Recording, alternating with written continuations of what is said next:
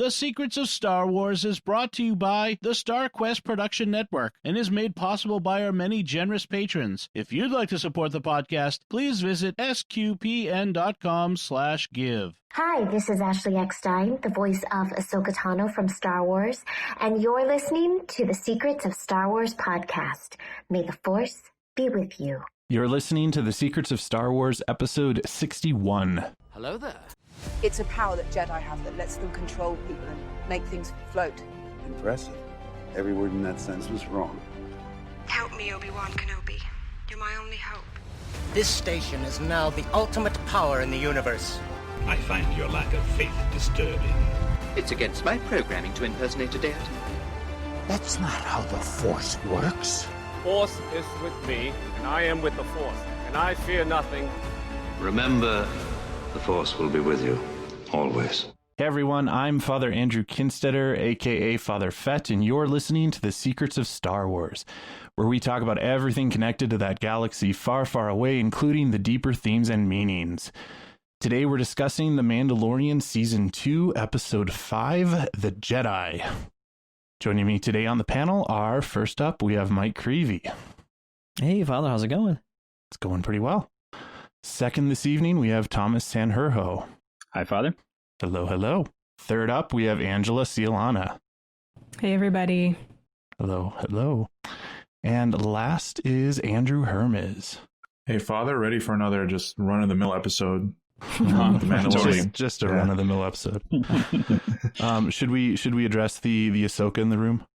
No, why Ahsoka? We've got a name now. Grogu. He has a name. He has a name. Something. I skipped this episode. No, I'm just kidding.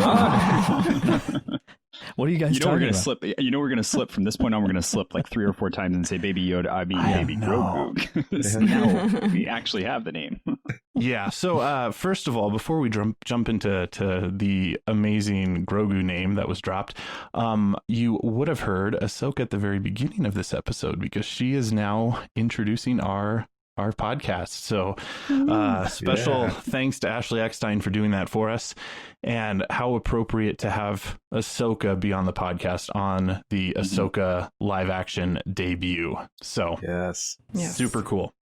I feel like this question probably, is, not really going to matter much, but what did you guys think of this episode? They've been better ones. It's like no, this episode felt great. This back to the roots that we talked about. The Kurosawa roots, the Western, and you had both of them kind of on the opposition of a doorway. I loved that fact that you had like one side was like the Wild West shootout, and the other side was that samurai battle going on. Yeah, simultaneously back to back, and it all felt right. Just fit perfectly.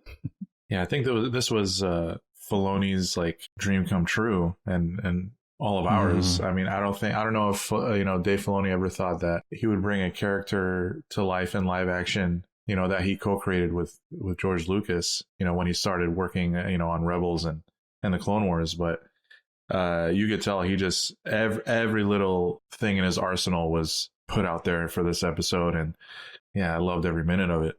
This was the first thing in a long time that actually almost caused a curse word to come out of my mouth because when I heard Grand Admiral Thrawn, I almost let something out.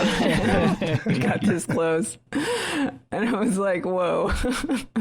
That's what really, really surprised me the most. And I think probably a lot of us. But besides that, Ahsoka is my second favorite Star Wars character after Obi-Wan. And so it was truly there was a moment the first Ahsoka dialogue, the exchange with Morgan Elspeth. I was just zoning out. I missed that whole conversation. I was just wow, taking it all in. So yeah, it was awesome. Is it too much to hope that Grogu was rescued in a cut scene with Ewan McGregor just walking by? Oh, hello there. As he's tucked behind the security cameras and stuff. No, I don't think that's what happened. But no, yeah, it was awesome. And I think in a lot of ways, and I haven't followed as much of some of the online chatter because I know there's a lot of different just truly interesting discussion going on. But I think there's a lot of consensus that this probably is the most important, maybe for the overall story, as like anything since the first episode, at least for sweet little baby Grogu. So I don't know if and everybody I've talked to, so far everybody that I've talked to likes the name, but they're like, I think I'm gonna go back and forth on it because it's like the cultural phenomenon versus the character and the story. It's a little bit of a tension there, I guess. But I loved it. And one thing when my wife and I watched it, we thought was kind of neat was it wasn't like there have definitely been episodes with more action. I mean, I would argue that the one with the siege had a lot more action in it, but somehow this one just what it achieved was just pretty incredible. And it was long too, so it was not as much action as some of those and spread out more, but what it was doing, was so essential. So we really loved it. Watched it a couple times. Awesome. Yeah. I really enjoyed the pacing of it, especially when Ahsoka is communicating with Grogu, it naturally took longer and it felt longer. And I think that felt really appropriate. I feel like Grogu I like the name, and I'm hoping that it catches on. Baby Yoda's just a fun, pop culture kind of phenomenon, but I really like Grogu. It does sound like in the same vein as Yoda. So I think it feels appropriate. And I had to notice that when Din is trying to get Grogu to take the stone, Ahsoka has to tell him to use the name instead of calling him kid. Right. I felt like that was kind of meta. I felt like that was talking to all of us too. Yeah. Call him. It was just one Grogu. Step short. It was one step short of having Din call him the child. Right. To his face, no, Grogu. Right. She whispers it. I did see there was some speculation online, just phonetic speculation and stuff that it might have a connection to sort of George Lucas's name kind of hidden in it, which was kind of a cool idea, some of the same fundamental letters and stuff. So I thought, I don't know if that's true, but that's kind of a cool thing if Filoni and Favreau did that, because I don't know who would have come up with the name.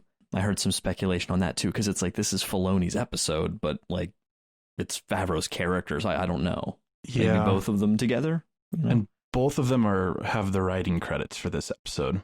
Yeah. Oh, right. Yeah. Yeah. So, well, see, the play I was taking on with it was, I think, Yoda, you get this sense that he's like a yogi, right? So there's this spiritual aspect of Yoda. And so Yoda is the play on that word of yogi. And so this one I was going with guru, right? Grogu, guru, kind of in that same vein of master. I don't know. I mean, it just fit, but I think that's really, the idea of him being that wise, long living source of wisdom for the Jedi themselves is an interesting what play about on Yaddle? who this character is.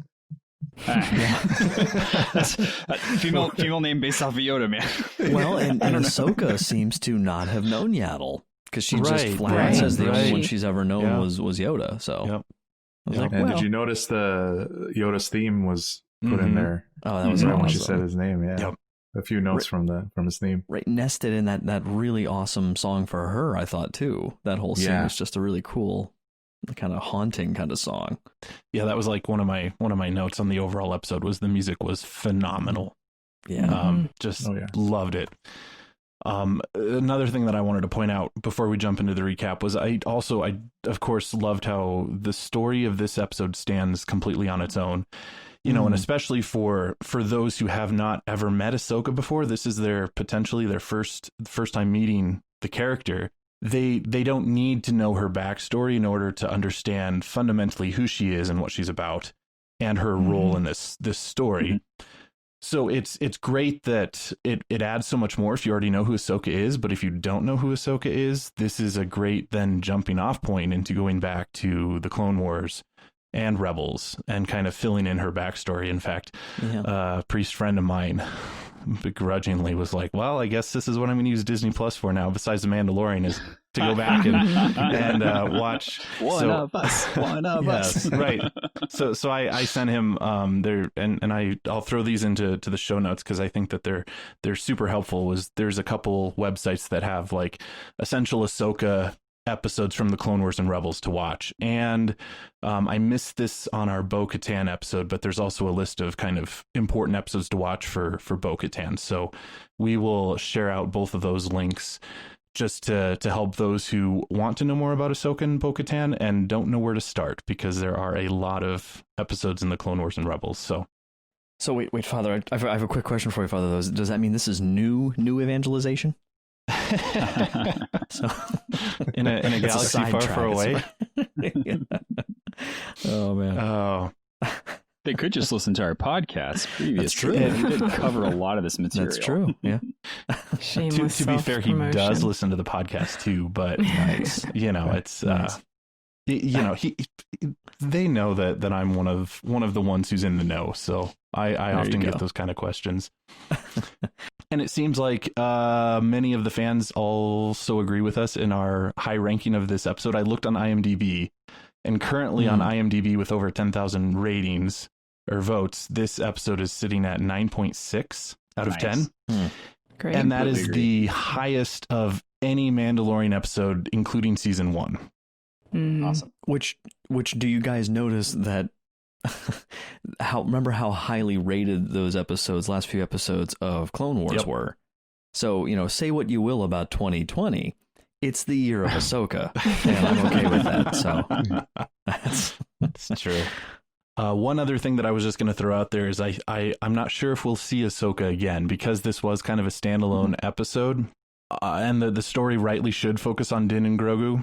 I feel like we're either we're going to see Ahsoka in a spin-off or not until season 3, but I could be wrong. It felt very much like they're prepping it for her to have her own show, showing us what she's been doing searching for Ezra. I would love that. Yeah. Angela, I was like you. I was home over Thanksgiving and was able to catch my dad up on The Mandalorian, and so we watched this one together, and I had never seen it before. And so when Grand Admiral Thrawn's name was name dropped, I just about jumped out of my seat, and my dad's kind of just like, okay, whatever. Yeah, we all want to know where Ezra and Thrawn are. And this is just, can I just want to say one more thing on that too, and we'll get to it later, I'm sure, in more depth, but I would like to point out, I think if my chronology is correct here, this is roughly 10 years since we've last seen Ezra and Thrawn. And I knew that, I guess, but I hadn't really consciously thought of it until it was like after I was thinking about this episode and just thinking like that's a significant amount of story time, and evidently Thrawn's back because, Ahsoka seems to think, the magistrate knows where she is. So anyway, we'll see, but that's just pretty cool. And Ahsoka had the time jump with the world between worlds. Right. So, but Thrawn and Ezra did not. Right. So, yeah, there's lots of potential there. So back to this episode, it of course was written, I think, primarily by Dave Filoni, but Jon Favreau has credits there too, and then of course directed by Dave Filoni. So this is the first non-Jon Favreau exclusively written episode, which of course makes sense since Ahsoka's Filoni's creation. So the episode begins, we see the planet Corvus, and the first thing that I noticed about it was I was expecting a Forest Moon of Endor kind of forest planet, not what we got. Kind of a dead world, dead forest, but still forest, but just kind of dead. And there's this fight happening outside of the city walls, and they really wasted no time in introducing Ahsoka. I expected her more later in the episode, but it was like immediate. Yeah. I was not expecting that. And also introducing a tone, because there was like this darkness, there was this mist, there was a walled city with like a gong alarm going off. It's very like, it takes you back to those samurai movies, you know, the period that I think Dave Filoni really wanted to put us in, you know, for this episode. And I think it was so awesome that he just did that right off the bat. Everything was, you know, drawing your attention to all those different elements. And it was a bit eerie. I mean, yeah, Ahsoka kind of lighting her lightsabers in the darkness and taking out her assailants, and I mean, I have to say it was really awesome to see her. I think she did a really good job of portraying her live action debut. And so Ahsoka's out fighting these mercenaries, and meanwhile you sort of see that the magistrate and her team, I guess she's got a hired gunman with her named Lang. The magistrate is Elsbeth, and they are kind of watching, and obviously there's tension between them. The magistrate is orchestrating trying to kill Ahsoka, and Ahsoka's trying to get some information from the magistrate.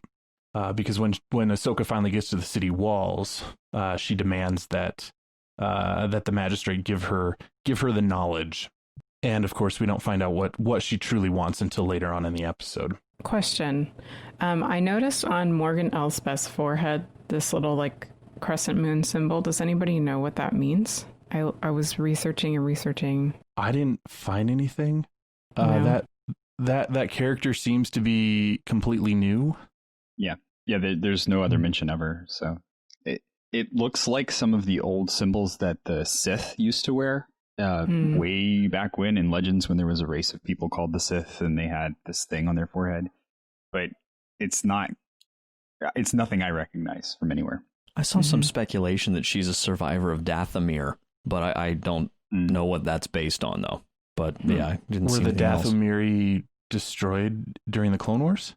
Because we know that her people were massacred during the Clone Wars. That's revealed, but I don't... Like, I know about the Night Sisters and Count Dooku and all that, but, you know, I don't know, like, the planet as a whole. I mean, it doesn't look like it's in much better shape than this planet.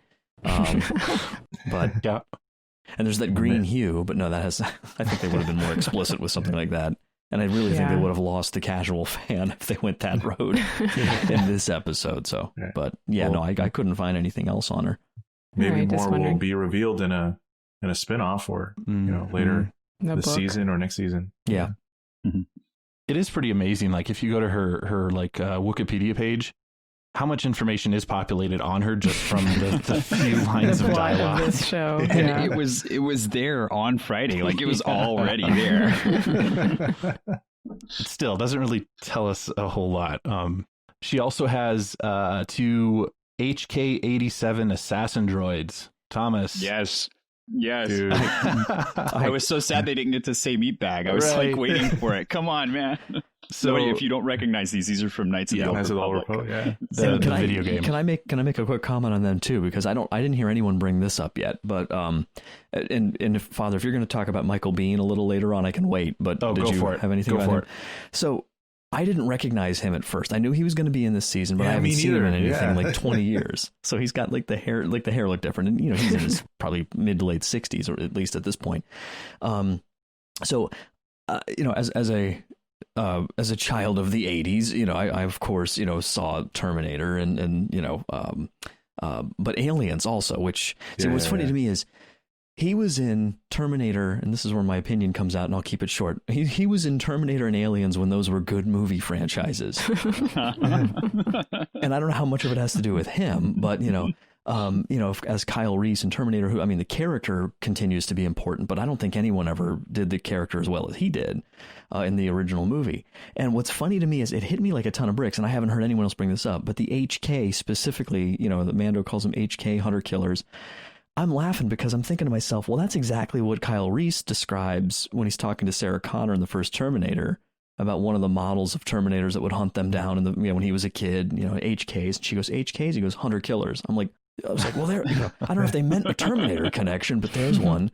And then, of course, he was the Tombstone movie, you know, which has some historical problems, but the Wyatt Earp movie with Kurt Russell that came out in the 90s, and he was Johnny Ringo, you know, Doc Holliday's nemesis in that. So I just thought it was funny. I felt like I got a couple of, you know, like 80s and 90s connections that they might not have meant, just with him being there, even in that short little role. So I thought that was kind of a cool role for him, and a not too, you know, challenging one necessarily, but it was just, you know, fun, I thought, probably for him to be part of it. Couple other things to point out about that scene. The magistrate calls Ahsoka a Jedi, and nowhere in the entire episode, even when Din calls her a Jedi, she doesn't deny it, even though she is not a Jedi. So I thought that was the episode. What was this the potential the sorcerer episode that was leaked like months ago? Yeah, I think so. I love this. This is the point at which she comes up. The Jedi is a great word because you don't know if it's singular or plural. You never know who it's talking about specifically, right? And in this, there are so many instances where we could point to this being about someone other than Ahsoka, right? Because, you know, it's about the Jedi as a group. It's about the Jedi, this child that was supposed to be raised as a Jedi. So anywhere, you can point to all sorts of other places. She gets referenced as the Jedi several times and doesn't say anything about it, probably because by this point in her life, she's like, whatever. I don't care about your labels. Yeah, right. She's more of one than anyone else is, basically. Exactly. That you're likely to meet. And I also wanted to point out there that at that point, we also hear Ahsoka's theme in the music. And I just loved it. It was so well done. So the next scene, we see Din and the child, and they're approaching the planet, and we have this cute scene between Din and Grogu as he's trying to get him back into his seat and not play with the little knob on the lever. And of course, we all knew that from season 1, and I really liked how they tied that back to season 1. That there was already a connection with this toy that, well, not really a toy, but Grogu thinks it's a toy. And so he uses the Force to pull the knob off the lever and to him while he's sitting back in his seat and descending down to the planet. I thought it was impressive because it involves unscrewing, and Luke had difficulty getting the lightsaber out of the snow. So, you know, he's a strong little guy. Partially knocked out, though. That's true. It might have been ice. It might have been ice. So that's all. He's watched Mando put that back on a number of times, so he knows. Yes. He knows how that works. So they land on the planet, and Din has to take the knob from the child once they disembark, and he sticks it in his pocket. And, you know, and they make a point of really highlighting that he tells him that it should stay on the ship, but he puts it in his pocket, and they head into town.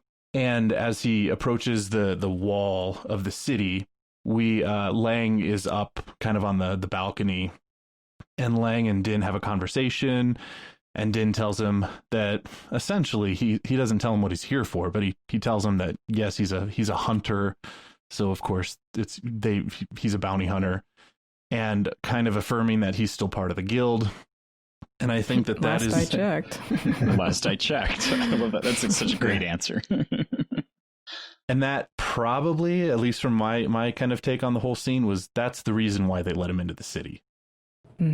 Because they want to use him to kill the Jedi, kill Ahsoka. So they let him into the city. All the locals want nothing to do with him, and Din is ultimately taken to the magistrate. And we see those prisoners in the kind of restraint things that Thrawn used on Hera in Rebels. I didn't catch that the first time, but really cool little hint there at Morgan's identity. Dang, I didn't even make that connection. I saw those and my thoughts immediately went to the crucifixion. These were public displays of torture and death in the same way that crucifixion was used by the Romans to discourage lawbreaking, through the public nature of the consequence of disobeying. So that's where my mind went. And there were 3 prisoners, and Jesus and the 2 thieves, I'm totally probably stretching here, but that's where my mind went. But Angela, the Thrawn connection is of course clear later on for sure. So that's a good catch. So he goes into the magistrate's own private sort of sanctuary, which is a completely different feel from the city, which is sort of poor and dirty. And then the magistrate is like, there's these kind of flowing waters and it's super nice. And he encounters the magistrate, who is Elsbeth, and I'm blanking on her last name. Morgan Elsbeth. So he talks with her, and essentially she tries to get him to agree to go and kill the Jedi that is plaguing her. And so she offers him a completely pure Beskar spear, which is a pretty sweet looking weapon. And I love the way he tests it by just banging it against his arm guard, and it makes that ring. The sound design for this episode was so great too. It really was. Now, at this point, this is Dom mentioned when we were talking in our Slack channel about this being very Kurosawa-like. And if you haven't watched many Kurosawa movies, then you might not catch it. But this is very much a trope in the Kurosawa film franchise, where the lone weapon guy walks into the leader's very nice abode, and he needs him to do something, right? The leader needs this lone weapon guy to go out and complete some mission that's unsavory that he sent many of his men out to do, and they have been able to complete. So that's where the whole Kurosawa thing very much starts here and carries through the rest of this entire episode. Sweet. You're going to be our expert for that, because I haven't seen very many Kurosawa films. I know Andrew can probably back me up on these too. Oh, absolutely. Yeah. So Din never formally accepts the arrangement, but more or less does what he needs to get the information out of her on where to find Ahsoka without agreeing to kill her. And he does get the coordinates of where she is more or less going to be located. And so Din and Grogu head out into the forest. And there's a fun little comment made before he actually leaves the city. Lang is there with him, and Lang asks him about the child, and Din basically says he keeps him around for luck. The pacing of that exchange was exquisite. Just so deliberate. He's like waiting for Lang to respond, and then it's like, oh, you're gonna need it where you're going. A few seconds, and then you just see like Din just walking out into the distance. It was great. I loved how much time that Dave Filoni took with these shots. It was very Kurosawa also, right? Yes, very much so. And I love with, you really get the impression, as little screen time as he has, that Lang is not, this isn't what he planned for his life. Like he's just, look around. It's pretty awful. And, and you get more of that at the end, but yeah, I just thought that was funny. Yeah, we'll get to that. Din heads off into the forest, and did you guys catch Morai in the trees? Yeah. Yes, right away. On the branch. Yeah. So that's the owl that is very much connected with Ahsoka and shows up in the Clone Wars and Rebels. So if you didn't catch it, the owl is sitting up in one of the trees as Din is walking out to where Ahsoka is located. At which point Din puts Grogu down and is attacked by Ahsoka. And all I can say is thank God for Beskar. Seriously. Like, wow. That is why Beskar is so incredibly valuable, or one of the reasons why it's so incredibly valuable. It can withstand lightsabers, and Ahsoka, which would be terrifying if she was facing off against me, So, well, and Anakin sure could have used some Beskar against Dooku. So, it's a very practical, just seeing Din block her. So it was several times. I didn't count, but I'm just like, oh man, that's awesome. And we got the flamethrower. That was really neat. Yeah, and the harpoon hook. He did everything. He went all in on this one. I love the look on her face, because she was genuinely surprised when he first looped her, but then she looks up. I swear it was like almost like a little grin, because it's like, okay, over. Yeah. Yeah. Well, and Din had to just kind of stop her for just a few seconds so he could be able to tell her that Bo-Katan sent him, and you know, he's not the enemy, which he manages he couldn't to say do it fast enough. Yeah. Then we get an encounter between Ahsoka and Grogu, and this is what I was talking about earlier when I really liked how slow this was. Well, and Father, just real quick before I just wanted to mention, I love what she says when he says, you know, we have to talk. And then she immediately, like seeing Ahsoka join all of us, you know, just that moment, I hope it's about him. You know, right? I'm like, yes, she's on board too. No. Yeah, just the way, you know, her voice, obviously not Ashley Eckstein's, which is the first thing that really got me, you know, but at the same time, they can't change that. And but seeing like the way her physicality, the way that she used her eyes and her like that grin and just a little tilt of her head, just those small things that really make Ahsoka and really say Ahsoka. I think she did a phenomenal job with those little touches in her acting. But the posture and sometimes not a swagger. That's maybe not the right word, but there's a little bit of a like that confident kind of. Again, not strutting. Stride. Yeah, you know what I mean. Yeah, so that's I caught that too. Yeah, my wife was really impressed with the makeup, because one of the things that she was really worried about was that Rosario Dawson has those very prominent features. Like she has the very strong cheekbones, and it doesn't look Ahsoka. Right. And you know, and she was okay with it until she saw that scene in Rebels where Ahsoka appears at the very end, and she's like, "Oh no, wait, that's not going to work, because if you have this new actress doing it, it's not going to fit." And she was very satisfied with the way that she ended up looking feature wise, very much like the character that we saw from the Clone Wars. Yeah.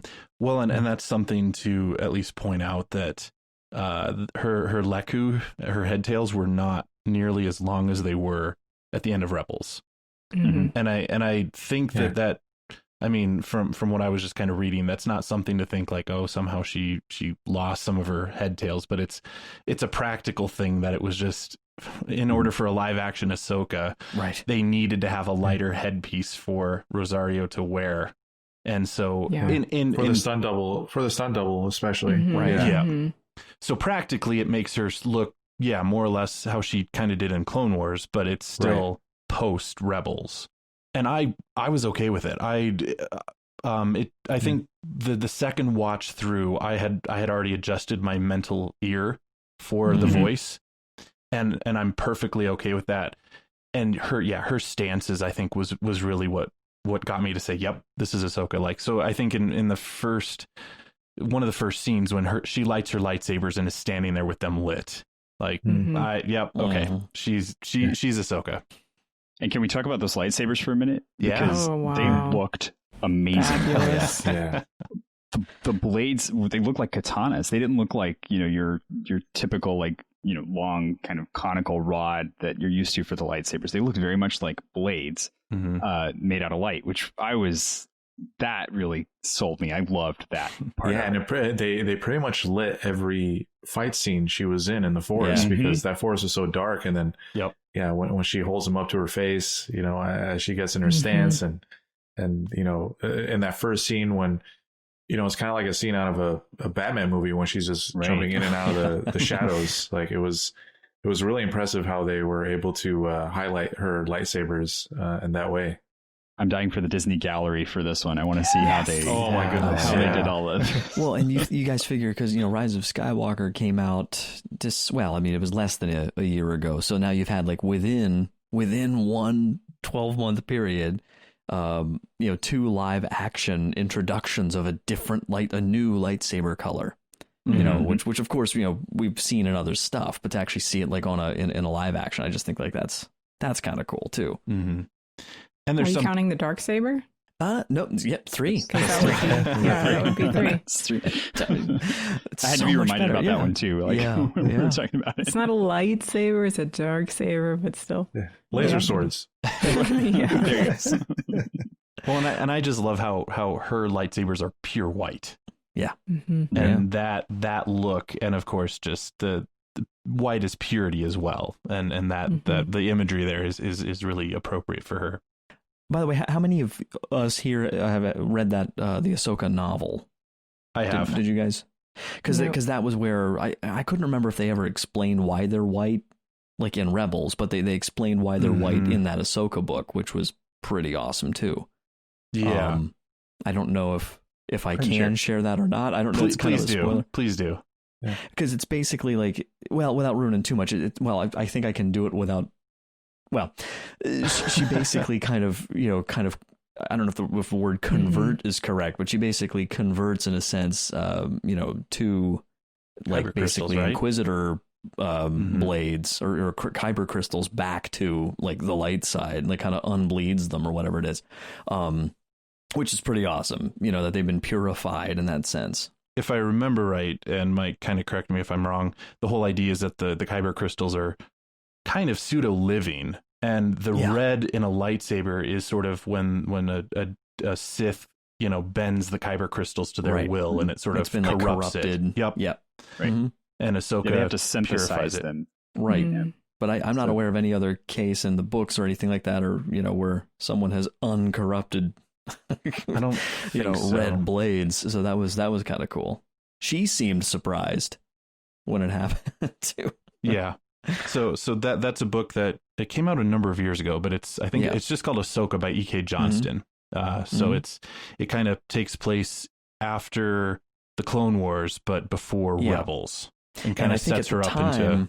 Yep. Yeah, at the time they had used some treatments for the unfinished season 7 of Clone Wars, and I read it right after that last season had come out. So it was interesting because it wasn't quite like they referenced the Battle of Mandalore, and it's close, but it was a little different the way that it played out. But it was still pretty cool, the connection there.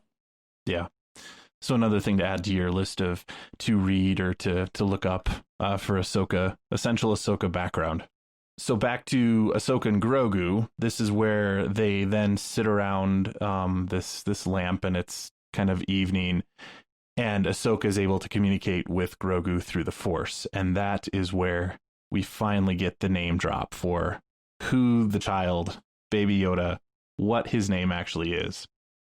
And so Ahsoka is able to feel Grogu's thoughts and is able to glean that. We also get a bit of backstory on Grogu, which is super fascinating and interesting and adds a whole bunch of questions.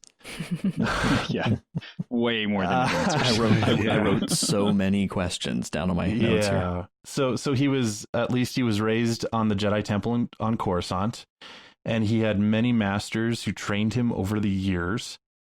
And at the end of the Clone Wars, he was hidden, and someone took him from the temple. And that's kind of where I'll stop for the moment, because that already raises a bunch of questions. Like who trained him, for one. I assume Yoda is one of them, since he's at least the same species, but nobody else seems to. Ahsoka definitely doesn't know him, and I don't know if you guys had. Maybe Yaddle helped raise him too. Well, I will say one question it did answer that I thought was an interesting one that it did answer. He's not a strand cast. Yep. Right. He's not a clone, and that's a really important one to have answered.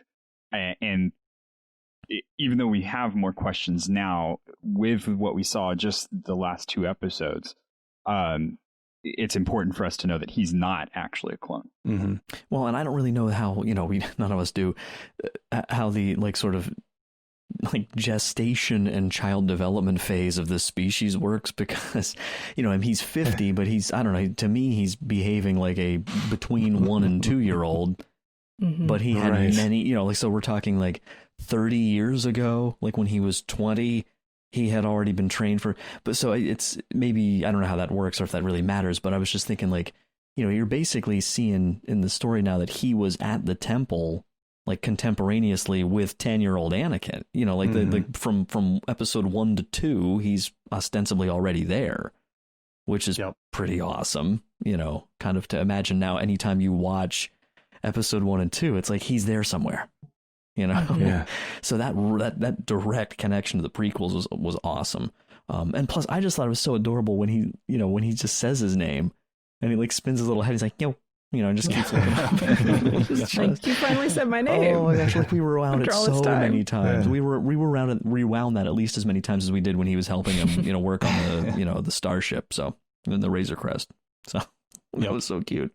I was telling some of you before we started recording that actually I watched the most depressing part of Revenge of the Sith prior to recording tonight, because I was trying to figure out if in the movie, if there was a point in there that maybe sort of it was maybe implicitly referenced of, Grogu being rescued, because all that we know is that someone took him from the temple at the end of the Clone Wars.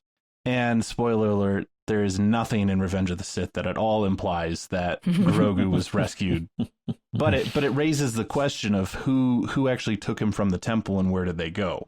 I saw a lot of great memes about this. Like, there was one where Grogu during, Order 66, and it was like a picture of Shaquille O'Neal hiding behind a very small tree. So it'll be interesting to hear, how he made it out of there and who saved him. My suspicion, and I'll just throw this out there, I have no idea if I'm right, but I suspect Bail Organa, because he was out rescuing all the other Jedi as well. That would make sense. So he's, my brief reflection, he was the one that came to mind. And Ahsoka wouldn't know him. So yeah, and he's got a soft spot for kids. Like, yeah. Well, and he did. I mean, he rescued Obi-Wan and Yoda in Revenge of the Sith, but again, there was nothing in the movie that implied that there was another Jedi that they were able to, a youngling that they were able to pull out. So I assume that'll get explored later on, but we have conveniently Grogu's memories go dark at that point. And so we, of course, don't know what happens after he was taken from the temple and basically where we encounter him in episode 1 of season 1. I kind of assumed Grogu some credit. I was going to say, right? You remember that he much. went through so much stuff. You're like, well, conveniently, his memories are gone. It's like, dude, he probably has PTSD really bad. Right. Yeah. I assumed that's when the tests were, started being done on him, and then that probably affects, his memories, or like you said, it's PTSD and something he's kind of just buried in there. Yeah. Well, when Ahsoka is talking to him around that lamp, she kind of holds his little hand and says, I sense much fear in you. Right? Or maybe it's the next day, but you can see the puppetry or whatever, the CGI, the combination, the face is so amazing at that moment, because you see these little squirms that sort of say like fear and anger, like just for a second, but it is so intricate and you can tell that something's going on inside of him. Well, and it's like just the innocence of like, he just wants to, like, when has he used the Force so far? He's used the Force to save his dad. Yep. He's used the Force to get a toy. Like he's used and a cookie. Cookies. Like he doesn't really seem he tried to have a lot of to choke Kara. Yep. When she was to defend him, right? Yeah, arm wrestling. Yeah. Right. And so just like he doesn't, he doesn't seem to have in like this deep urge to be part of a, like a warrior defender, race and all this kind of stuff. It's just, I'm just a kid, so that's, oh man, that's going to be continually there, I'm sure. But that really gets that's key in why Ahsoka doesn't want to ultimately train him. And that all kind of happens in the next scene is Ahsoka testing Grogu. And before she gets to the fear part in Grogu, she tries to just hold the stone and have Grogu levitate it back to her. She uses the Force and levitates it to him and wants him to return it to her. And that's when she senses the fear in him. And the scene kind of plays out that she recognizes that there's a connection between Grogu and Din, and wants Din to test Grogu or to ask him to use the Force. And of course, Grogu is not really wanting to do much of anything, and Din just says, well, he's stubborn, and continues just also on. talking about himself too. Come on. Yes. Yep. And ultimately, though, it's when he pulls out the little knob from the lever that Grogu is connecting. They're connecting on a deeper level than just lifting stones. But that's when Grogu finally uses the Force to pull it to himself, and Din is all excited about that. And that's when Ahsoka basically says that she can't train him, because she says, and I wrote it down because it's so Ahsoka, but she is remembering her own master, Anakin, and his fall to the dark side. But she says that his attachment to you makes him vulnerable to his fears, his anger. I've seen what such feelings can do to a fully trained Jedi Knight, to the best of us. I will not start this child down that path. Better to let his abilities fade. All the feels. Yeah. Mm-hmm. Yeah. Oh my gosh. Yeah. That brought up a lot about her and about, because for not being attached to anyone, she cares so much about Anakin, right? And that's been the amazing thing about her, because she provides such a good juxtaposition to him, where he went down the path where he became obsessed to the point of being blinded to what he was doing himself in his care for another person. Whereas she was able to care for him as a mentor, as a friend, as a person that she was invested in, but not to the exclusion of who she was and what she was about and what she was doing. Mm-hmm. Even though the Jedi pushed her away in the end of all things, Yeah, she took after Obi-Wan more so. Like we talked about in the Clone Wars, where Obi-Wan had the potential to be attached to somebody, and he chose not to. Well, and I wonder, and I'm probably going to just save some of my questions more than, I don't have any answers, but on this for maybe closer to the end, probably. But I just can't help but wonder, like, as she's talking about all this, what all does she know at this point? Because, the world between the worlds thing, like there's who knows with what she saw in there. But this is 5 years after he's Vader's turn and everything. Like, has he appeared to her? Has he? I don't know. Anakin's got the Force Ghost thing down. So I just wonder, like, is it? But is she just sort of adrift now for 5 years? Like, does she know about Luke? Like, I'm just really curious about what does she know? Because she definitely seems to not be completely isolated, in terms of, like, she knows what's going on. She's in touch with Bo-Katan, knows the state of the Empire and all that kind of stuff. So that's a big question for me. Well, and when it comes to the two paths that are presented here, we have, or at least from Ahsoka's point of view, either she trains Grogu and he would go down the path of Anakin Skywalker, or she doesn't train him and Grogu's powers subside and fade. Right. Unfortunately, Ahsoka, I think, is speaking out of her own pain here. Of course, as an audience, we all want Grogu to be trained like that. I mean, so at least from our perspective, on a surface level, we want him to be trained. But on a more deeper level, those aren't the only two options. The option, the moral, the Catholic option would be kind of, to be trained, but to acknowledge your fear, to acknowledge, your anger, but to not let it rule you and dictate your actions, but to acknowledge it and to let it go, and to love ultimately.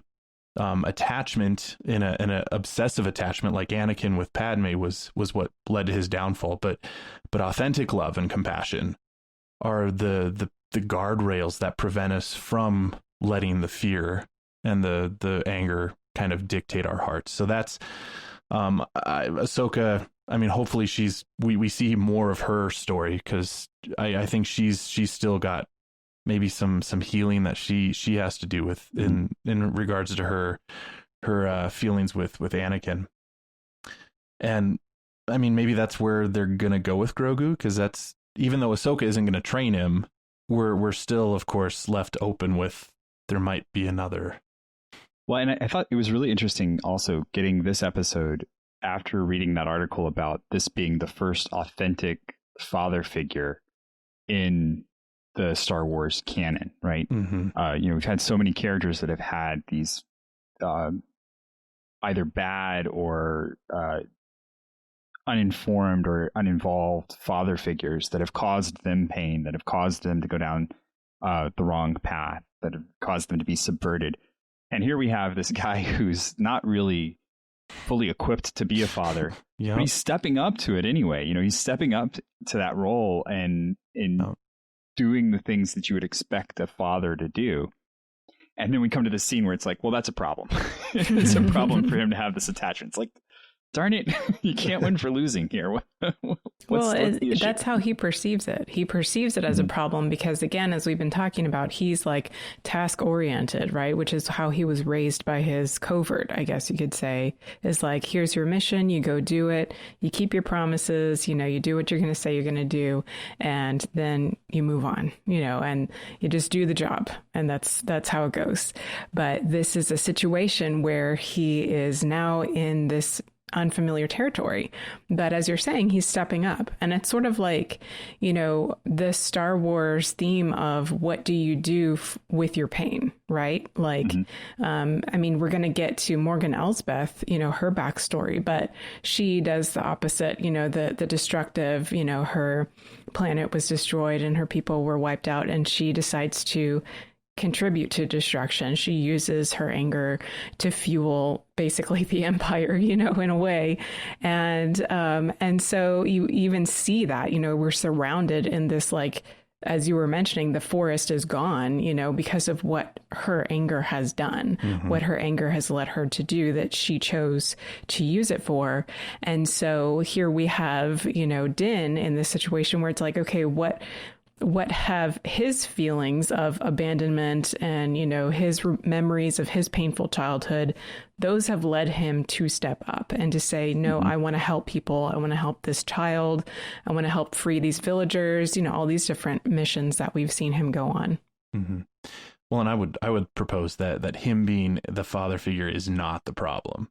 It's definitely what Ahsoka points as what could be a problem, you know, if it leads Grogu down this kind of obsessive attachment and then fear of losing and then, you know, going down the dark side. But on the flip side, I mean, what it has the potential for is that Din, as the father, as the dad, has the ability to show Grogu what it means to authentically love and then to let go where appropriate and to, you know, even self-sacrifice for those whom you love in a good way. And I think that route is what is the route that hopefully is taken. And that's the ideal route that would, you know, lead Grogu down the road of giving himself in that self-sacrificial love, but as modeled to him and taught to him by Din, who is, one of the best kind of father figures in the Star Wars universe. Either way, at this point, Ahsoka doesn't want to train Grogu to use his Force powers. And so the focus shifts then back on them going back to the city and taking down the magistrate. And Din does kind of put a proposition before Ahsoka, and he basically offers his help in taking care of this problem if Ahsoka will agree to make sure that Grogu is properly trained. And that's where we get the little bit of backstory on the magistrate, on Elsbeth. And Angela, you pretty much already summed it up. So yeah, there's not much that we know about Elsbeth or Morgan Elsbeth other than that, sometime during the Clone Wars, her people were massacred and she survived and let her anger fuel her to working for the Imperials and building up their Starfleet. And through that, she destroyed worlds with the Empire and currently is still doing the same thing on this planet. And so what was cool then at this point is Ahsoka asks about the prisoners, and she wants to make sure that the prisoners who are there are freed. And so her goal, as much as it is getting the information out of Elsbeth, what she wants, her goal also is to secure the freedom for the people of this city, especially those who were hung up in those electric containers. I was just curious, did anybody, something about the way she asked about the prisoners, I was kind of hoping for like a Sabine or some kind of like a particular prisoner she's hoping to get out, but that wasn't obviously addressed. It was just more of a generic question, I guess. So, like, I think she said that because of the beginning of the episode. Right. Morgan Elsbeth was like, how many people, is this information worth to you? Sure. Yeah. And she very clearly said to her droid to cage him right in that first scene. But you bring up a really interesting another question. Where is Sabine in all of this? Because she was all those casting rumors early on, and then someone came out and said that, I think was it Gina Carano, I think, a couple weeks before it aired, said that basically all she said was some of the rumors are true and some are not. So, so at least like everybody that was all about Sasha Banks as Sabine, I was never on board with that, but that was pretty quickly dismissed, but other than that, it's like the other ones have been true. So every other one I think has been true so far. Yeah. So, but yeah, Sabine at the end of Rebels joins up with Ahsoka in the search for Thrawn and Ezra. So yeah, that question is still open. Where is Sabine in all of this? And it would be great to see her make her appearance into the Mandalorian as well, but not this time. We get an awesome quote there from Din when they finally kind of secure their plan. He says to Ahsoka, "A Mandalorian and a Jedi, they'll never see it coming." I really appreciated that. Which is sort of ironic because in we've seen Mandalorian and Jedi work together before, but Morgan Elsbeth and the people there probably have not, because she was, even she pointed out earlier that the Jedi and the Mandalorians are like sworn enemies of each other, and that was why she was hoping that Din would also help her destroy Ahsoka. So we come to the major fight scene of the episode, and Ahsoka infiltrates the city by basically just kind of taking everybody out on the city, the wall. She cuts that big bell in half and just, gets into the city that way and approaches Morgan Elsbeth and throws down Din's shoulder Beskar armor with the Mudhorn signet on it. Mm-hmm.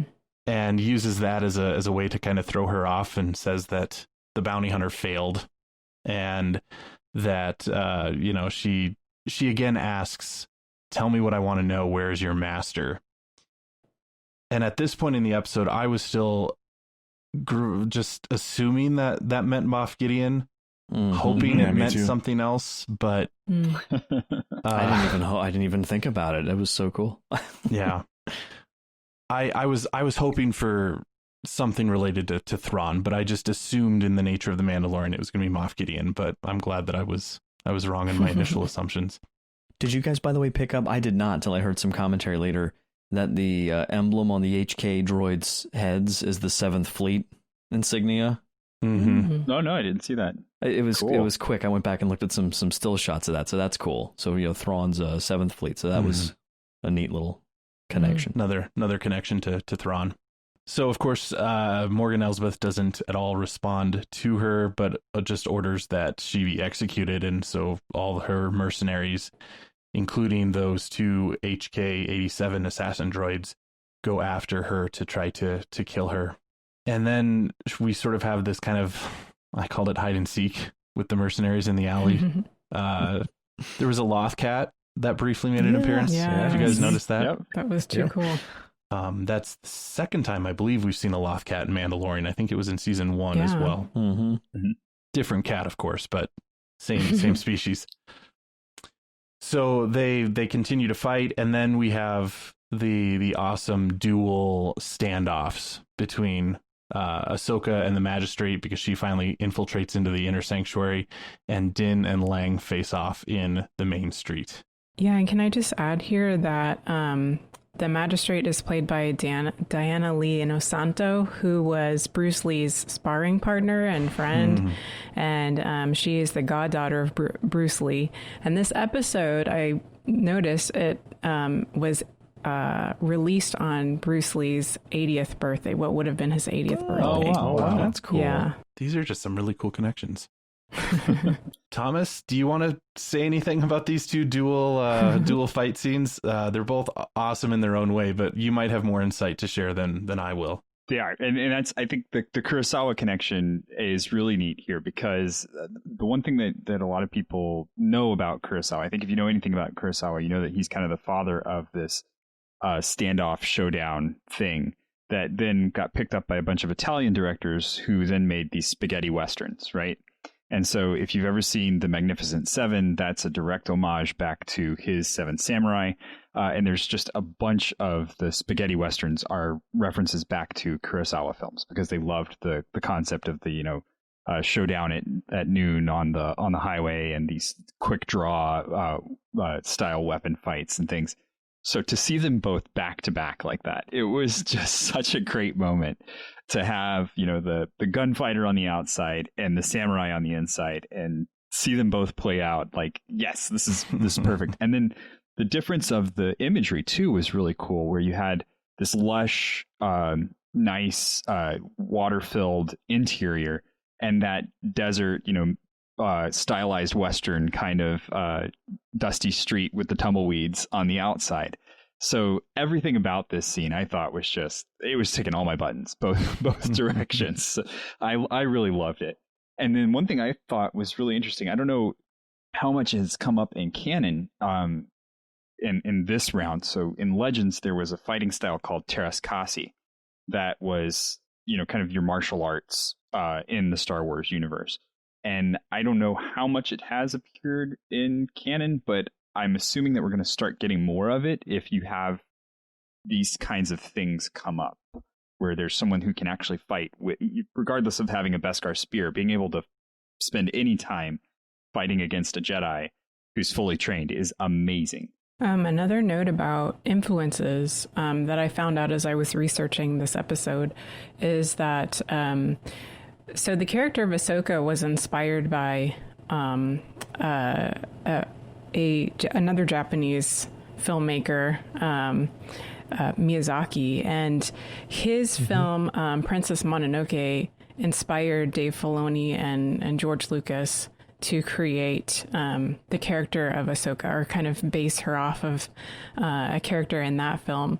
And so I was reading that there was a lot in this episode that relates to the movie, like that there's a destruction of a forest, an Iron City, a warrior woman coming to take down a wicked magistrate. So, yeah, I just thought that was cool too, that the introduction of Ahsoka into this series and into live action is also referencing the sort of origin of Ahsoka. That's cool. Yeah, and the fight between Ahsoka and Morgan, it was very reminiscent of the last fight in Kill Bill Volume 1, where Beatrix fights Oren Ishii, and it's this one-on-one, and it's in a beautiful setting. So where they're fighting is just as important as how and why they're fighting. Visually, it was, I think, I don't know if it was influenced by that. I'm sure Quentin Tarantino, he doesn't shy away from his Kurosawa and spaghetti Western influences, but it was very reminiscent of that. And where, samurai fighting, it's not all about like kung fu or watching like an Arnold Schwarzenegger movie. It's much more like, it's like a chess match. There's a lot of long pauses. There's a lot of gazing and trying to just anticipate what your opponent's about to do. And then it's like one clash and then they spread apart again, that sort of thing. So it was very faithful to the sort of samurai style of fighting. And when they could have easily just made it like any other typical Jedi fight, I think we probably got more of that in the beginning with Ahsoka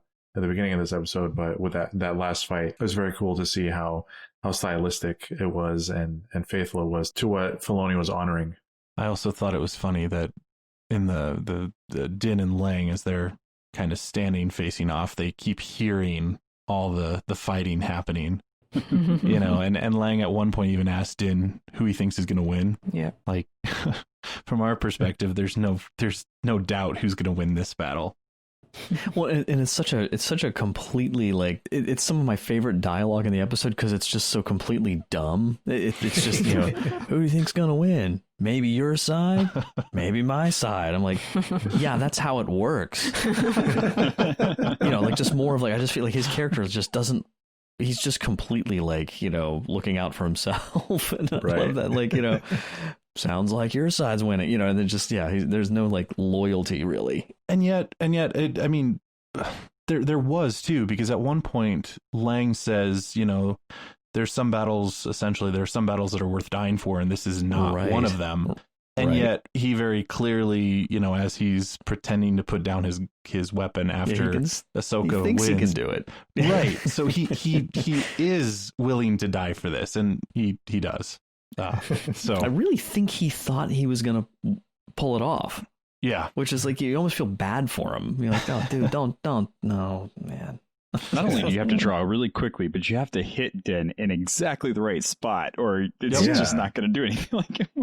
And I swear I have to go back and watch it again, but I feel like he threw a little, triumphant grin up, like just as he went. And I'm like, dude, don't. Oh, now you told him you're going to do it. Broadcast. Like, watch this. Well, and from that angle, maybe he was hoping to get him like right under the helmet, like on the neck. Yeah. And all you know about him is, Din's read on him that he's ex-military, but it's also like, you have no idea what this Mandalorian's been through. Like, this is not the way to go. This is not the way. Right. So Lang is taken out by Din, and Morgan Elsbeth is defeated by Ahsoka. We don't actually see what happens, other than the name drop where she asks where is Grand Admiral Thrawn, and of course we don't hear the answer to that question, but we have no idea what happened. So I'm assuming Ahsoka didn't kill her, but we don't know. The final scenes include the city. Oh, and I think I forgot to mention earlier, Din actually, when he jumps into the fight earlier into the city, he jumps in to save the prisoners from being executed. Which was part of what they were all about anyway. And the unsung hero of this episode is the villager that talks to him, who is obviously willing to risk his life before Din actually flies in to save those prisoners. So fun fact about him, he is a legendary Disney Imagineer. His name is Wing Tao Chow, and he was inducted. Well, he was awarded the Disney Legend Award along with Jon Favreau at D23 last year. And in his acceptance speech, he actually said that his mother always wanted him to be a movie star, so he was hoping that Disney would make a kung fu architect movie because he's an architect. So he got his wish, and probably I'm guessing it was because of Jon Favreau, because Jon was there. Yeah, that's awesome. Oh, and he apparently is the magistrate. Mm-hmm.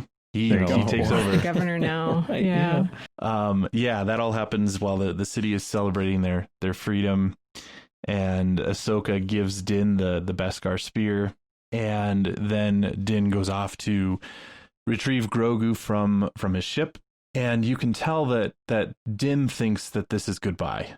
And he thinks that he's leaving Grogu with Ahsoka to be trained, and so they kind of have a kind of a special little time together as he wakes him up and is gonna, that was a little rough, say goodbye to him. Yeah, come on.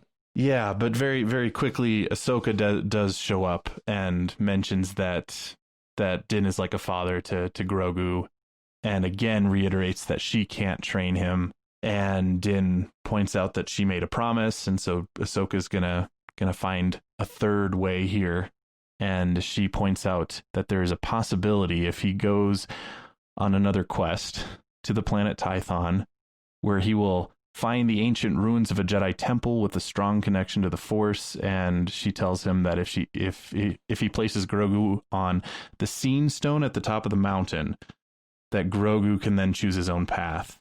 And if he reaches out through the Force, there's a chance that a Jedi may sense his presence and come searching for him. But again, she points out there aren't many Jedi left.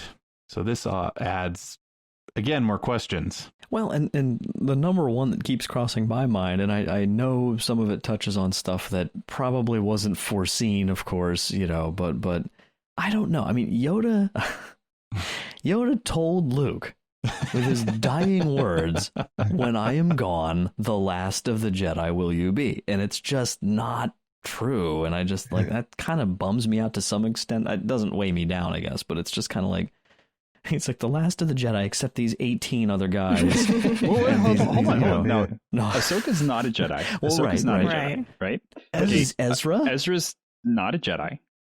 See, he's not a member of the Order, right? Well, he's not a member of the Order. Kanan wasn't in the either. same way that Ahsoka's not. He's not, right? That's fair. Yeah. So I think that anyone who is left is not a Jedi. Right. And that was really intended to be Yoda's moment of saying that Luke is like he's the identity, Jedi Order. right? He's confirming Luke is the path forward. Well, yeah. So yeah, that's fair. It fits in the sense that yes, there are other Force users, right. But there's no other Jedi. It's like apostolic succession, right? Yes, it's kind of ordaining him. See, it all connects. There we go. I'm just curious though, because of that, when she flat out says though that that we have this doorway now, I'm nervous that we're going to get some interruption to that mission. Because they are being actively tracked, right. But that's such a cool thing of like, is that where our season 2 is going to end? Well, like, and it looks like it. Yeah. I was actually kind of, the way the pacing of it when he was going back to the ship, I was kind of scared that Grogu wouldn't be there. Oh yeah. I was nervous there too. Yeah. Yeah, but then it was okay. There was some relief, obviously, but yeah. We only have 3 episodes left, so if this kind of has to be coming quick, and I want to hear your take. Which Jedi? I'm just assuming that a Jedi is going to respond. Which Jedi do you think is going to respond? A de-aged Luke Skywalker. Mark Hamill. Well, there's all the speculation. I have been blown away by the people who have done those comparisons with Sebastian Stan, and Mark Hamill, because it's. You don't see it when you see him in Winter Soldier or something, but then they do the makeup. I'm like, dude, that's really good. But you could pull that off, even if it's like the only thing I think is you could do it from afar with Luke. But you got to have some kind of contact potentially, so that's, I don't know. But it makes the most sense, I feel like, for it to be him. Yeah.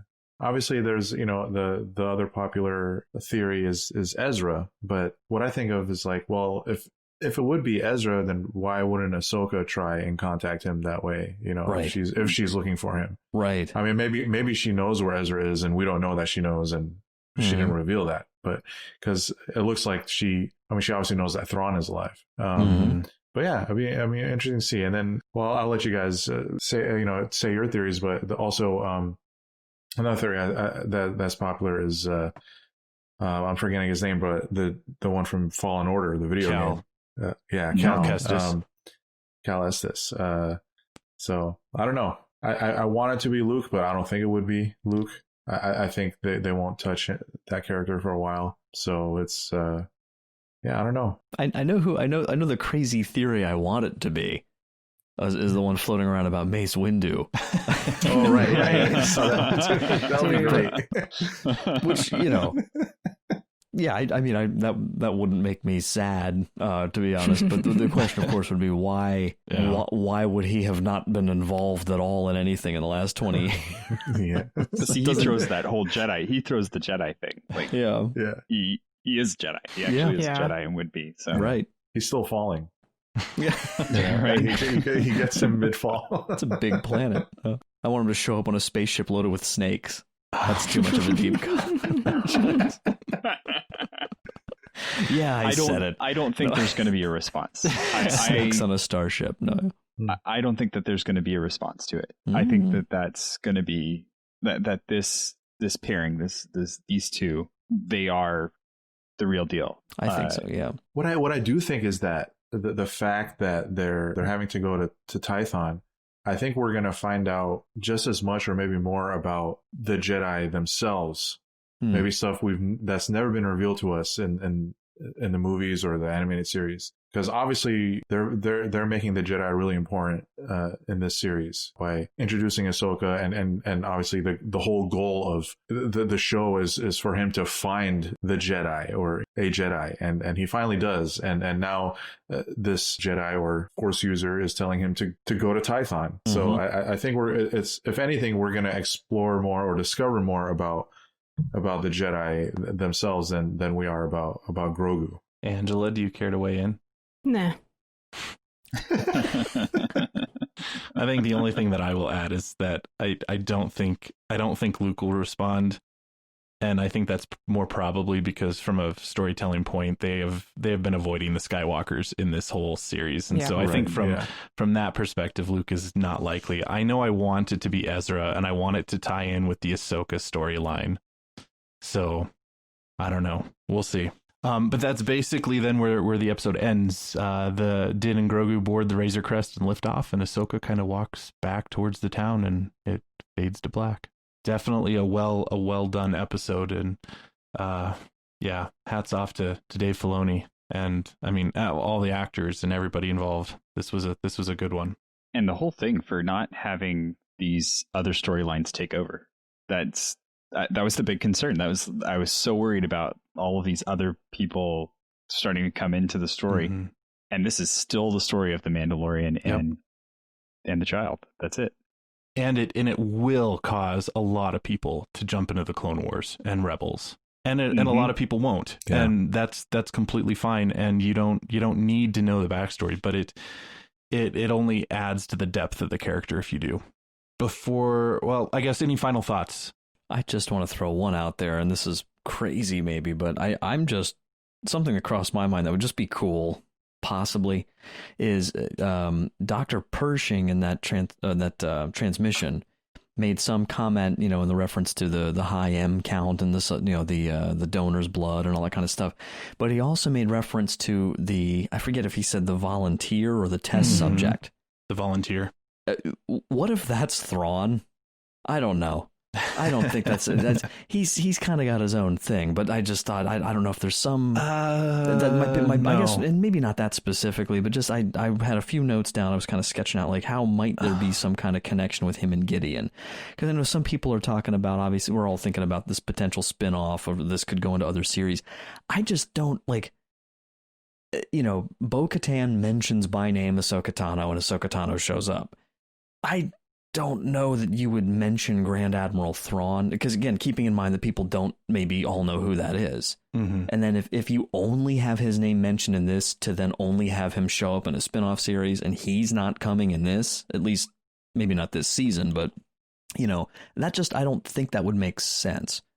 So anyway, that's for what it's worth. I mean, I do think you're going to see him in Mandalorian, because he's been specifically mentioned by name in this important reveal, which, even if you don't know anything about him, that was the build up to what Ahsoka's whole mission was about. So I think, I think you'd have people asking questions if he doesn't show up at some point. Yeah, and my other thought was, on that note, was if we hadn't already seen Boba Fett out and about, I would have thought he was the volunteer. Yeah, the only reason I was thinking volunteer for Thrawn is just because, he had that good chat with Ezra, and it's been a few things with him as far as his being intrigued, strategically by the Jedi and their abilities. Right. And then having been defeated, which didn't happen much because of Ezra and the whole Force connection, I can imagine the strategist Thrawn would be at least open to I wonder if I can somehow get in this game. I don't know. Maybe I'm wrong, but I'm gonna disagree with you, and that's fair enough. No. And I don't know about that. Yeah, I apologize for as geeky as I'm going to get with some of this, but I don't think it would be strategic for Thrawn, first of all, to be the volunteer when so many others have done it and failed and not lived. That's true. That would be very. I wasn't thinking of that. Not good strategy there. But also, if you read the books, the Thrawn Ascendancy trilogy, book 1 is out, and then the Thrawn trilogy, you pick up pieces that some of the Chiss are Force sensitive. Yeah, and actually they're called. And I think this was kind of meant, but they're called Skywalkers because they can use the Force to navigate through the unknown regions, and they kind of are able to walk through the sky. And but the whole point is that, when they hit their teenage years, they lose that ability. And so Thrawn, at least, and he wasn't a Skywalker, so he's not had the ability to use the Force, but his sister. That's right. Does. Yeah. We don't know much about her, and sorry, he just mentions that's a brief comment in one of the books. So he's at least aware of it, and they're also, I don't think, he may not even, I don't know, an adult Chiss may not even have the ability to use the Force, and maybe this transfusion would like it. Right.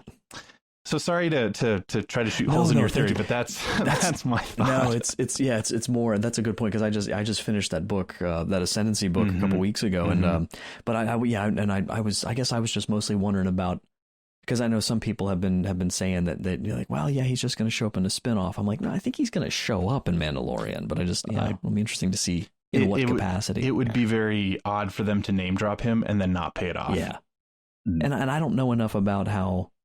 I mean, we're in the rank structure, because, Moff Gideon, I don't know how, he's not a Grand Moff, but I'd have to go back and look at how that stacks up against a Grand Admiral, especially in this sort of, like, what's the chain of command right now? Emperor's the top. Yeah.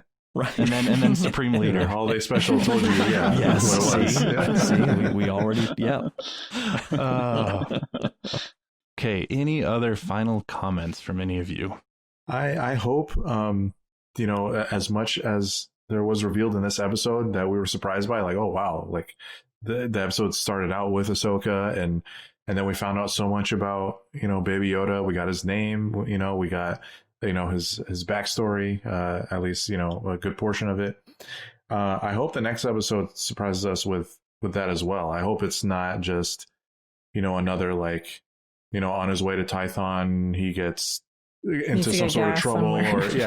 I don't think if the Razor Crest breaks down again, I think you should just give up on that ship. Right.